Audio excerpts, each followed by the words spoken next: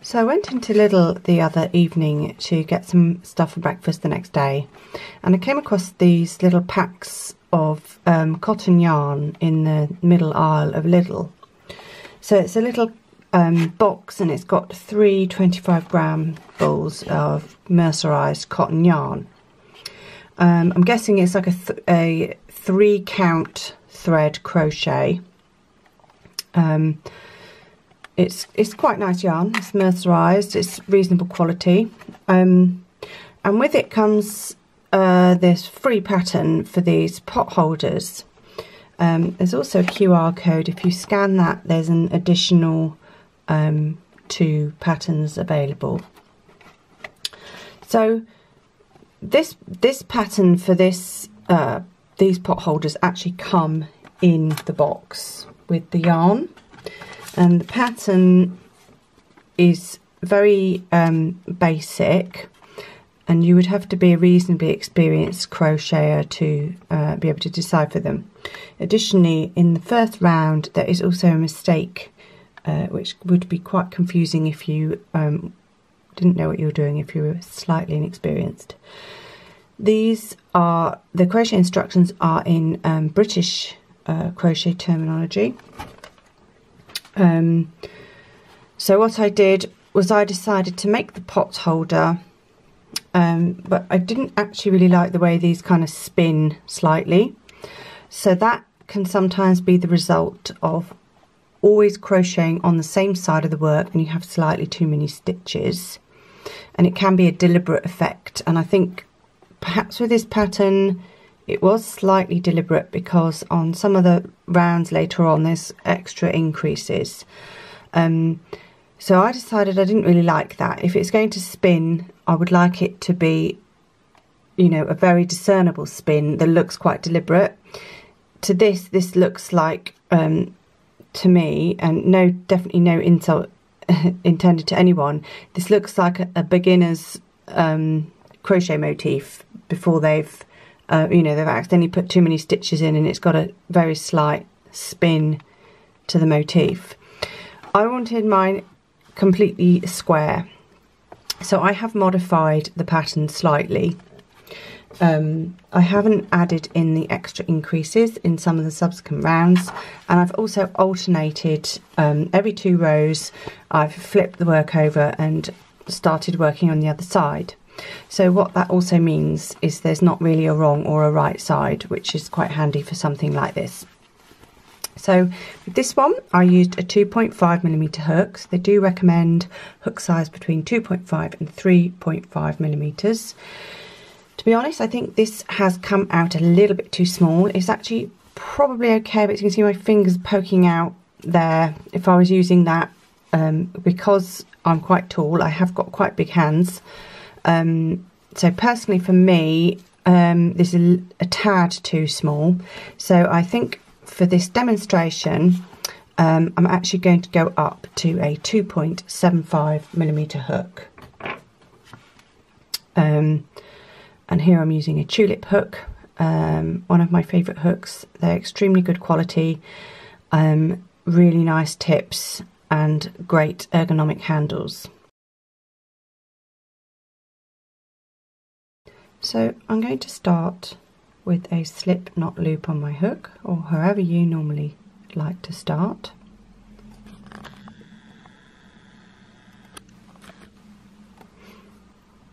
And then I'm going to chain 8.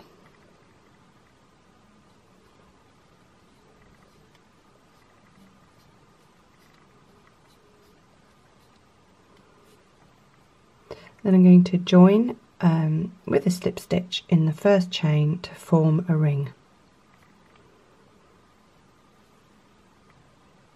So slip stitch, if you've forgotten, you're just grabbing the yarn, pulling it through the first stitch and then pulling that same loop through the second stitch. So it's just a join, it's not generally a stitch as such. So next up we're going to do a chain 3.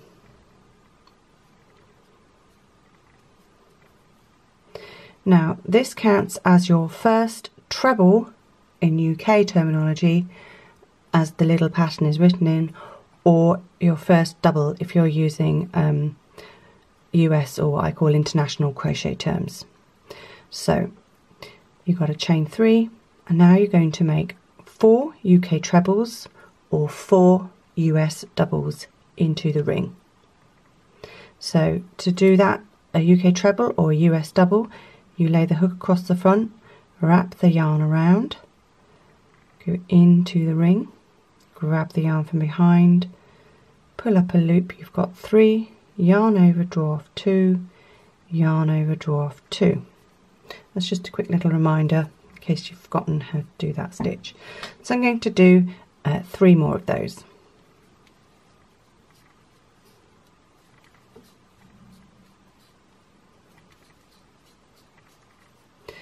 So along this side you should have the equivalent of 5 stitches if you're counting the chain as well. 1, 2, 3, 4, 5. The corner is a chain 2, and then as you can guess the next side is going to be another 5 UK trebles or US doubles.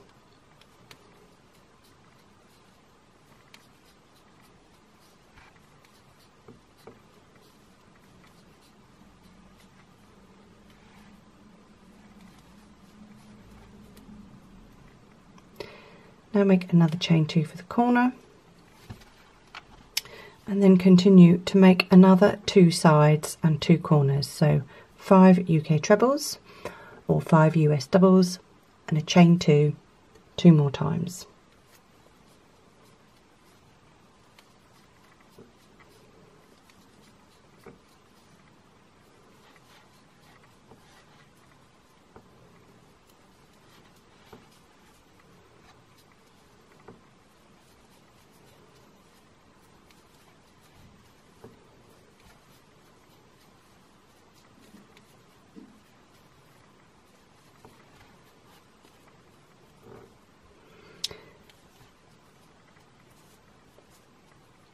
And when you've done your final chain 2 corner, you're going to join with a slip stitch into the 3rd chain of your first chain 3. 1, 2, 3. Remember, this is quite often on a bend and the front leg of the stitch can be slightly distorted. So you want to go through the front loop and the back loop, treating that chain exactly the same as any other stitch. And you're going to slip stitch to join the round. And after round 1, your little square should look like this. I'm going to do round 2. I'm not going to turn the work. I'm going to keep it facing me the same way, and I'm going to chain 1. And then this round is single crochets US international terminology, or double crochet for British terminology. So just a reminder of what that stitch is. The first one we are going to work into the slip stitch, exact point where we joined the last round. So we go into the stitch, grab the yarn from behind, pull up a loop. We've got 2 on our hook. We're going to yarn over and we're going to draw off 2. So that is a UK double crochet or a US single crochet. We're going to make 4 more of those. 1 into each stitch that's remaining. So including the one we started with, we should have 5. So the corners are made up of 1 stitch, chain 2 and 1 stitch. So the stitch is the same as the ones we've just done. So it's a UK double crochet or a US single crochet. So we're going to put 1 stitch, chain 2, 1 stitch. So every time you come to a corner you will be doing that, and then every side you'll be putting 1 stitch into each stitch of the previous round. So I'm going to go ahead and do that, and I'll meet you when I come back to the start of the round. So I'm just coming up to the last corner.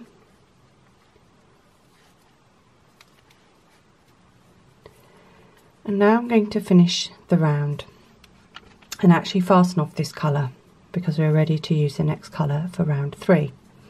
So you can finish off in the traditional way, which is slip stitching into the first stitch of the round, like so,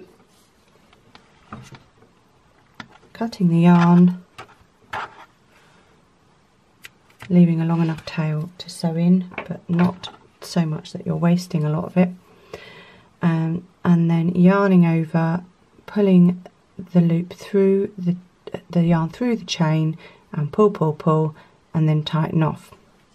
Now personally, I don't like using this method in the middle of a round like this, because with this thread that becomes quite visible within the piece, and your eye is kind of drawn to this lump.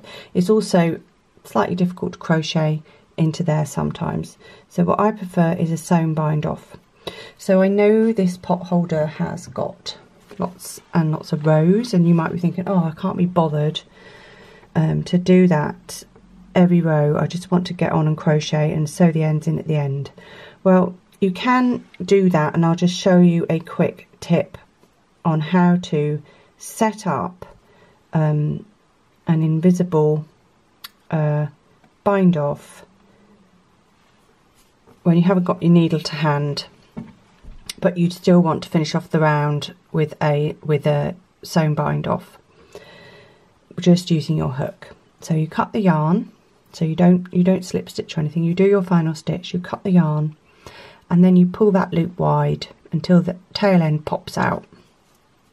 Then what you do is you turn your work over. You have a look at the first stitch you made, and you put your hook into the back through the back into the second stitch you made of the first round, because don't forget, when you make a sewn bind off, you are creating a mock stitch. So your hook goes from the back of the work through the second stitch of the round. You grab the end of the yarn and you pull it through. Then you take a little look at that last stitch you made. At the back, you'll see there's what I call a little purl bump. I know it's not knitting, but it looks a bit like a knitted purl bump. You put your hook up through there, and then you put your hook up through the middle of the stitch where this tail end of yarn is coming out of. It's the last stitch you made. So I've done that, and I'm just going to bring the yarn over to the left again.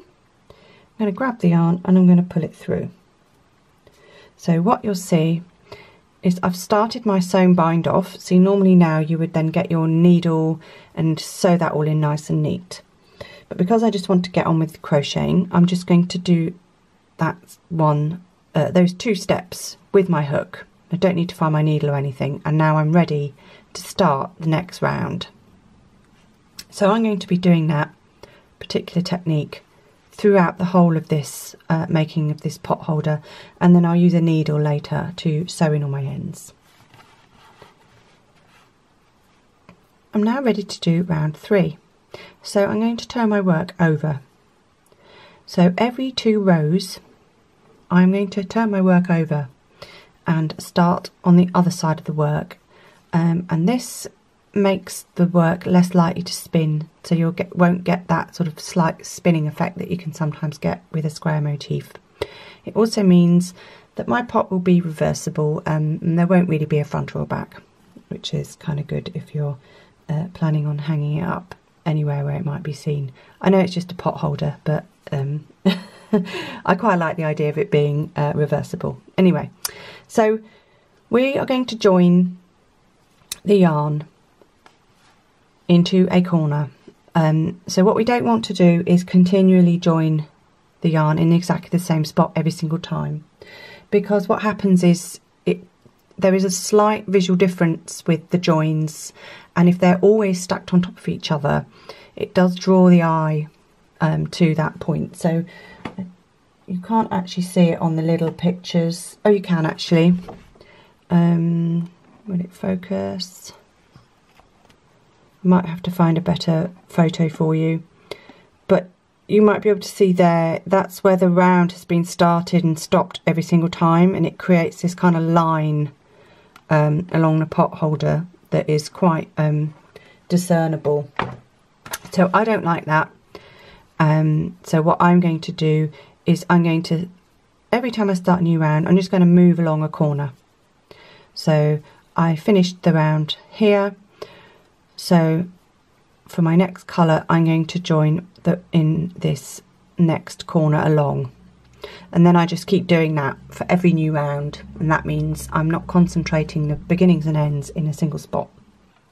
So we're going to join the new colour for round 3. And I'm just going to hold the tail end at the back.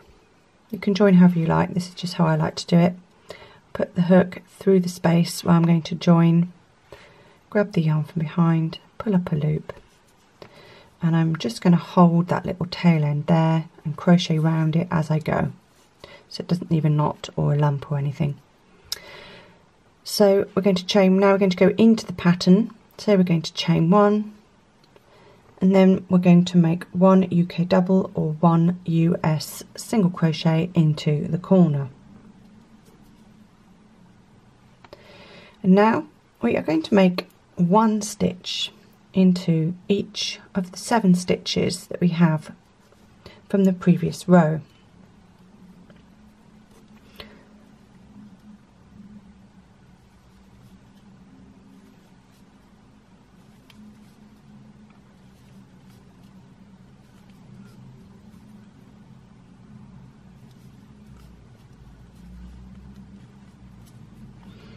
And then we're going to make the corner, which again will be 1 stitch, chain 2 and 1 stitch, and then you've guessed it, 1 stitch into each of the 7 from the previous round. So we're going to carry on like that for this next round. 1 in each stitch, which should be 7, and then a corner, which will be 1 stitch, chain 2, 1 stitch. So I'll meet you back and I'm coming up to the end of this round. So I'm just coming to the end of round 3. I need to finish off this corner I started. So I'm going to put 1 more stitch in there, so that's a UK double or US single, and then 2 chains, and then join with a slip stitch in the first single crochet of the round.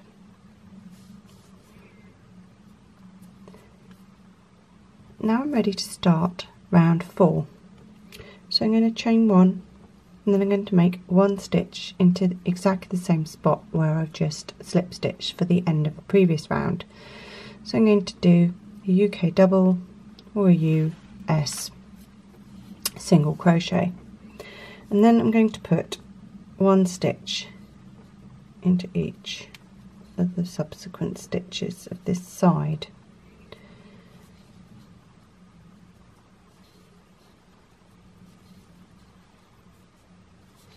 So I'm coming up to the next corner, and as you can guess, I'm going to put in 1 stitch, chain 2 and another stitch,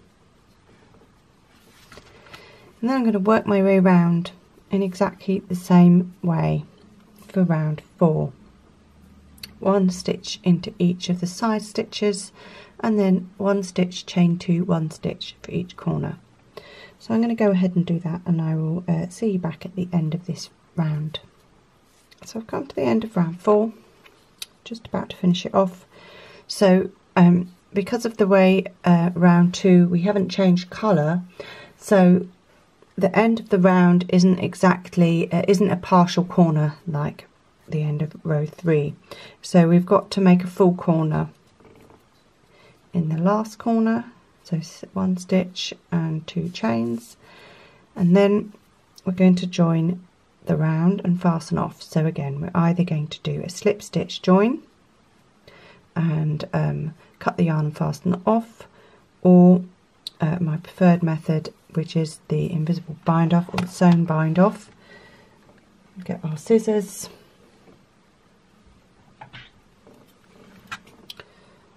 cut the yarn. One more very neat cut, long enough tail to sew in, pull the live loop open, open, open until the tail pops out. Then I'm going to do my temporary method using my hook. So remember, I've turned the work to the other side. I'm going into the second stitch of the round, grabbing my tail end and pulling it through. Coming back to the last stitch of the round, coming up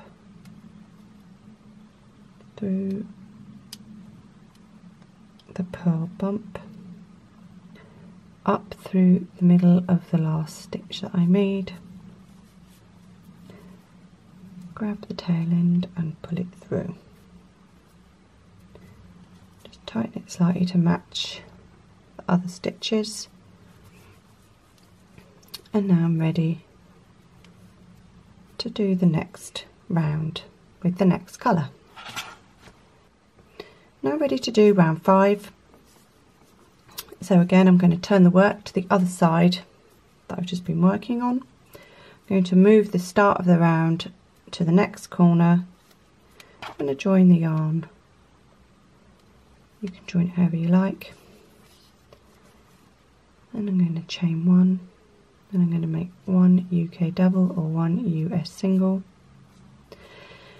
And then I'm going to repeat the same process again. So I'm just going to put 1 stitch into each side stitch.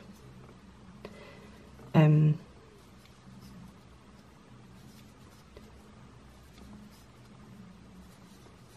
then make a corner, which is 1 stitch US double, US single rather, or UK double crochet, and then another UK double US single to make the corner. Then we're going to carry on around in our third colour, just like that. I'll see you back at the end of this round. So I'm coming up to the end of round 5, and I'm going to finish off the corner that I started at the beginning. So I'm going to put 1 stitch in the corner, I'm going to chain 2 and join with a slip stitch in the first stitch of the round. So at the end of this round 5 you should have 13 double crochets along each edge and 4 chain 2 spaces. Now you're ready to do round 6. So we're going to chain 1, we're going to make 1 stitch in exactly the same spot, and from now on the stitches are all the same, they're all US single crochet or UK double crochets. I'm going to put 1 stitch into each, and then as you can guess the corners will be 1 stitch, chain 2, 1 stitch. So you can double check on the pattern. I have a written pattern for this, and I always recommend using all my videos with the written patterns, because although these videos are quite detailed, they are not really designed to be standalone patterns. They are designed to go in tandem really with the written pattern. So you'll be doing the same thing as we're doing here, the same principle for rounds 5 and 6. You'll be doing that all the way up to round 18, and then round 19 and 20 are slightly different because you've got to incorporate your hanging loop. So we'll just get to the end of this round 6. So I'm just going to finish off the last corner with 1 stitch, chain 2, 1 stitch. I'm going to fasten off this round.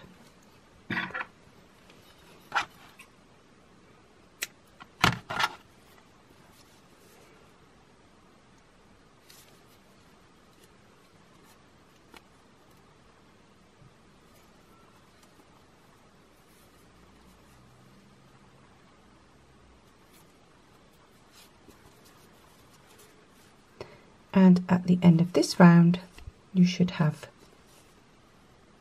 15 stitches along each side and 4 chain 2 corners. So I'm going to go ahead now and do rounds 7 to 18 in the same way as I have just done rounds 5 to 6 using the same principle. So in essence you're increasing 2 stitches every round, and then every 2 rounds you're turning the work over, and when you start your new colour, working on the other side to keep it really nice and square and also make it completely reversible. We're now ready to do row 18. So again, let's turn the work over, and we're going to start in the next corner along from the previous corner where we've just finished the round. So this round is actually the same as the rest of the rounds, except we're going to put the a chain 10 in one of the corners for our hanging loop. We'll start off in the same way. We've joined our yarn, we're going to chain 1, and then we're going to do 1 single crochet, American terminology, or a double crochet in British terminology, and then we're going to go around making 1 stitch into each of the stitches from the previous round. So these rounds are quite long now, so I'm just going to go along and I'll meet you when I get to the next corner.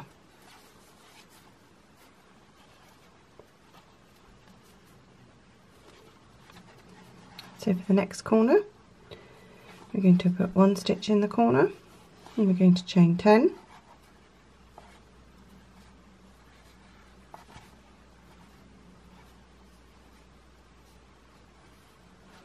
And then we're going to put another stitch into that exact same corner. As you can see, we've got a loop, and we're going to work around that on the next round, so that's going to leave that for now, and we're just going to carry on round, putting 1 stitch in each and making the corners as we have been making them so far. So I'm going to carry on and I'll meet you back end of this round. So I'm coming up to the last corner, chain 2, and join with a slip stitch, and you should have your loop ready for the final round. Now we're ready for the last round, round 20, and we start it off the same way, chain 1 and make a stitch in the same spot, and then we're going to work along, placing 1 stitch into each stitch of the previous round. I'm going to carry on and I'll meet you when I come to the loop.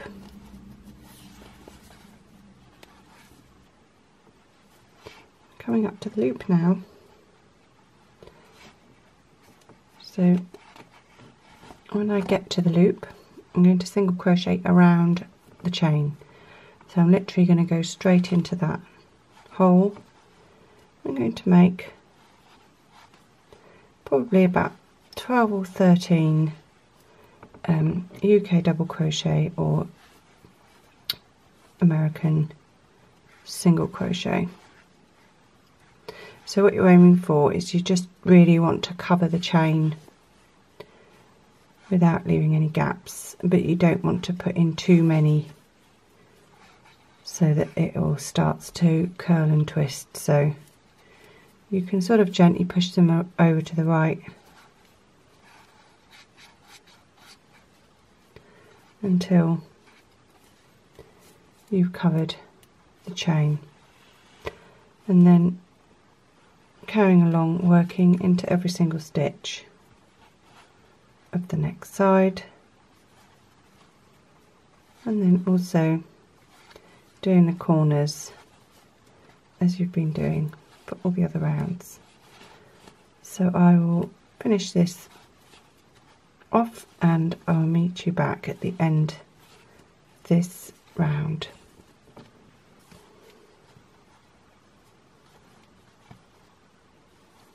So I'm just coming up to the last corner.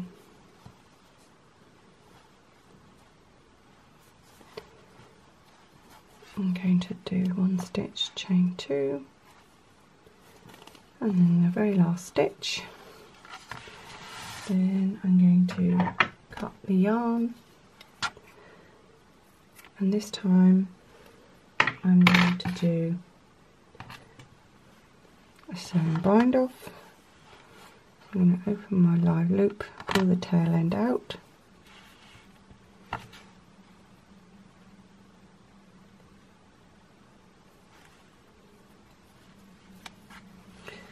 then skip a stitch and go through the second stitch the same way you would go with your hook, and then go back down through the stitch where the tail end's coming out of, pull it until it matches the other stitches, and then very carefully weave that tail end into the corner, going one way, catching the leg, going back the other, get it in this nice congested corner, and it's much less likely to come out. Make sure it matches the gauge of your work, and trim that off. Sew in all your other tail ends,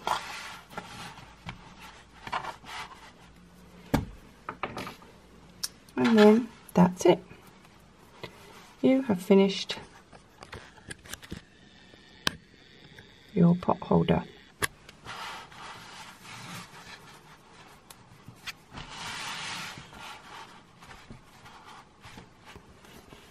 If you look at this one, I did actually press it with a hot iron and a damp cloth.